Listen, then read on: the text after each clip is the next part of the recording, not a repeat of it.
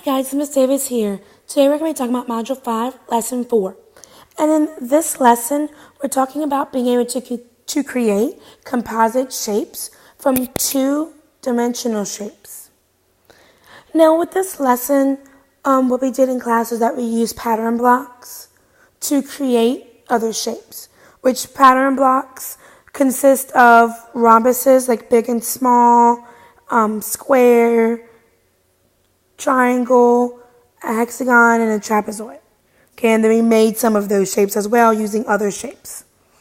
So, looking at this, we used two trapezoids, 1, 2, to make a hexagon. Now, one thing that's very important, because I'm looking at Tom's thinking, and we had to evaluate his thinking. And I had to think about what did he do that was good, and what did he do that needed a little bit of improvement. So looking at this, his hexagon, whenever you're making the hexagon, whenever you're using these shapes to make another shape, you need to make sure that they're touching. Because if you see, there's a whole bunch of space and gap right here. That should not happen.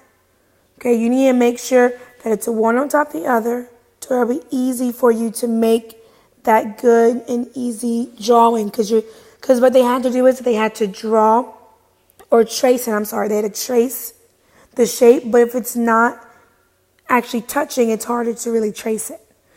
So that's one big thing that we talked about today, is about being able to use two trapezoids to make a hexagon. Or to use a trapezoid and a triangle to make a bigger triangle. So it's using these things that we have, or these shapes that we have for pattern blocks, that help us create other shapes. Alright guys, that's it for this video.